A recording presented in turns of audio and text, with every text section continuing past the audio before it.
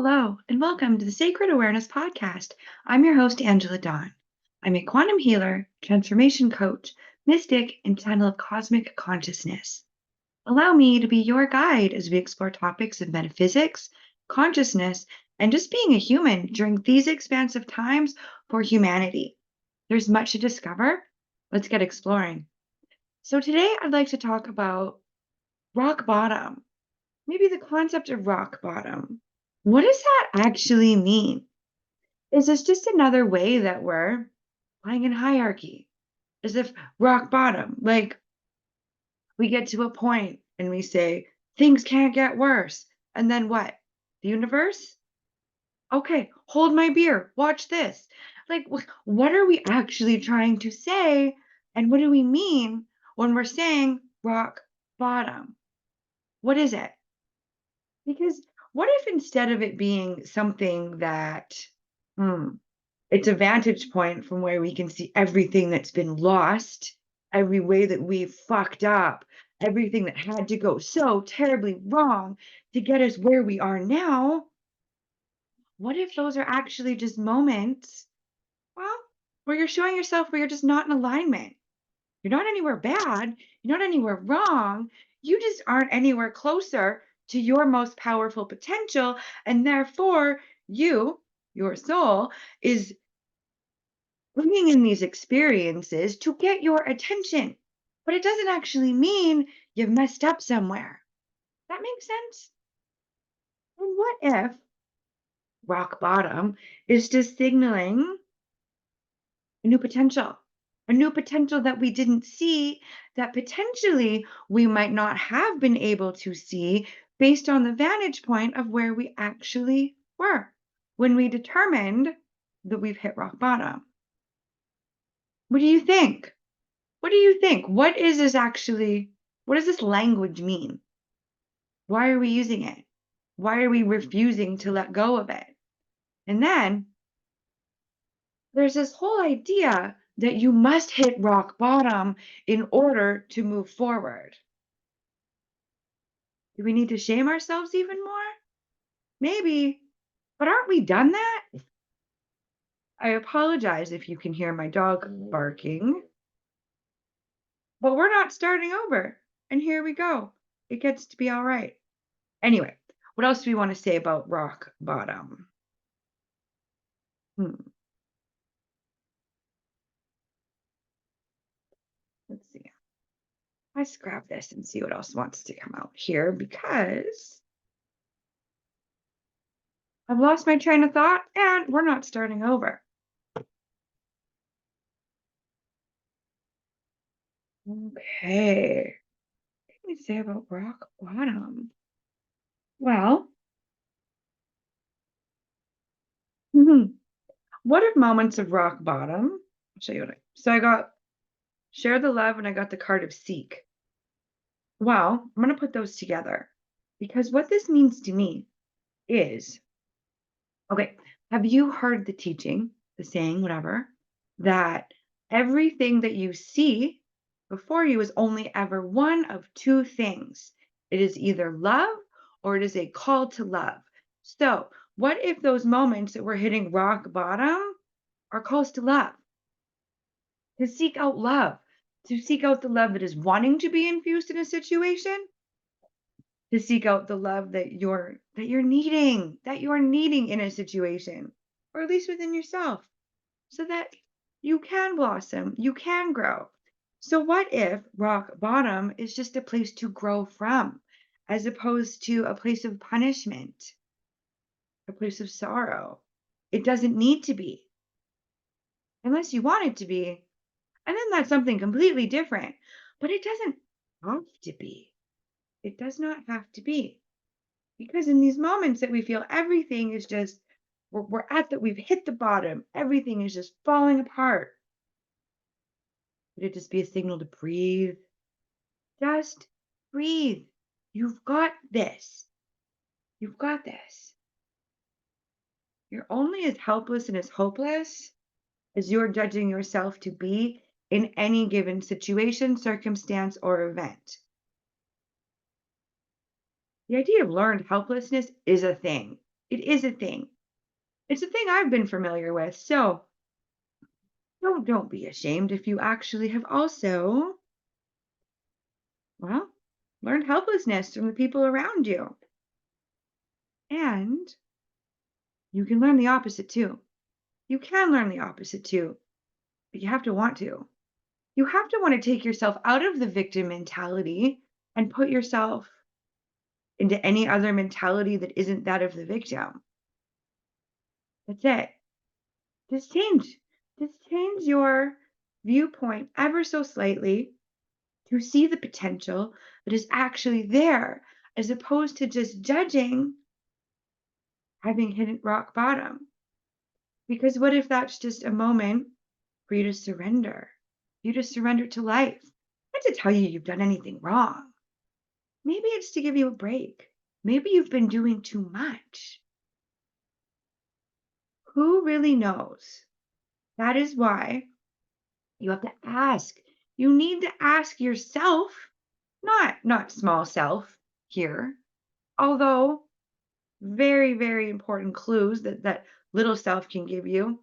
Talking about like big self. Surrender to that. Surrender to that as opposed to just thinking all is lost. Because what if it's the moment of rock bottom, right? That we're perceiving a loss, that you actually that's where you find whatever it is that you're looking for. So my many experiences with rock bottom. Hmm, First one would have, well, I can't say the first one. Major one, the one that really, really, really sticks out. Well, when I ended up in rehab when I think it was about 21. Yeah, yeah, because I wasn't listening to soul guidance. Soul guidance was not telling me to smoke crack. As much as I thought that it was not. That was little me. So, but what am I going with this? So you go, and if you've maybe found yourself in an addiction before or witnessed somebody in an addiction at the very least, I'm sure you've encountered one of those two things. And then it's like we celebrate. We celebrate the fact that they've hit rock bottom, but all the way down while they're falling, okay, to get to rock bottom, because in order to get to a bottom, you'd have to probably go down, right? What are they doing? They're shaming you. Yeah. They're pointing out your shortcomings. What, in a way to help you see? Holy fuck, you are right. I have been acting like a piece of crap.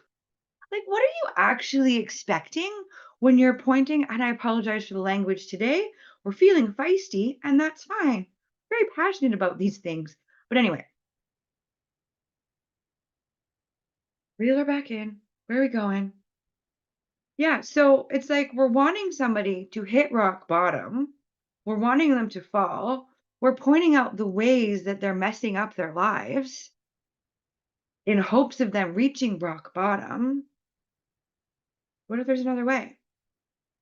There's always another way.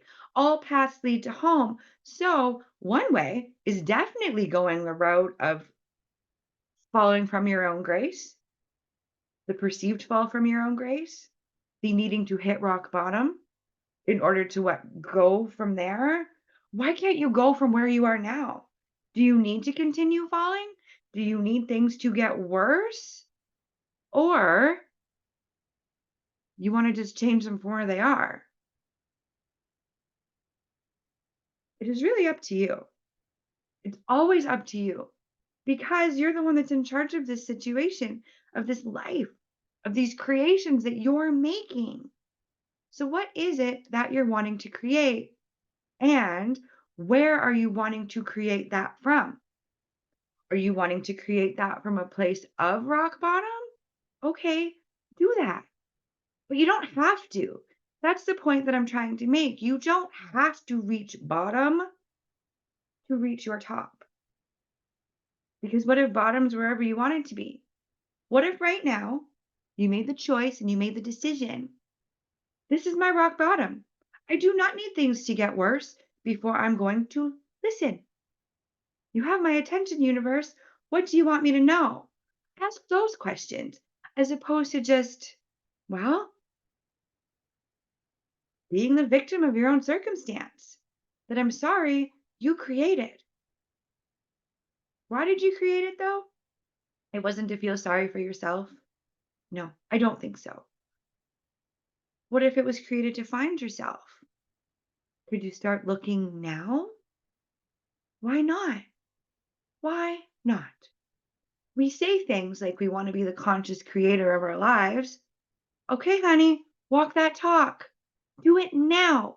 You do not have to wait until things come crashing down, until you get that tower moment to move ahead. So, what do you want to do? Stop what you're doing right now, right where you are, and ask the question, what do I want to do? And then do it.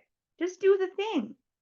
All you really need to do is, I'm not saying get all of your information at once and then put yourself in a state of overwhelm. Not at all. All you really need, we talk about sacred action. You just need your next most believable step. Not your next 10, not even your next 5, not even the next 3 if that's too much. Your next one step. And then after you have that one, okay, the next step, and then the next step, and then the next step. And then the next thing you know, you're not where you started because you couldn't be. It's impossible to stay where you are if you're moving, if you're just putting that one foot in front of the other, even if you do not have all the answers. Yeah. Okay. You know what? I think that feels pretty good. My point of these podcasts is not to actually take very much of your time.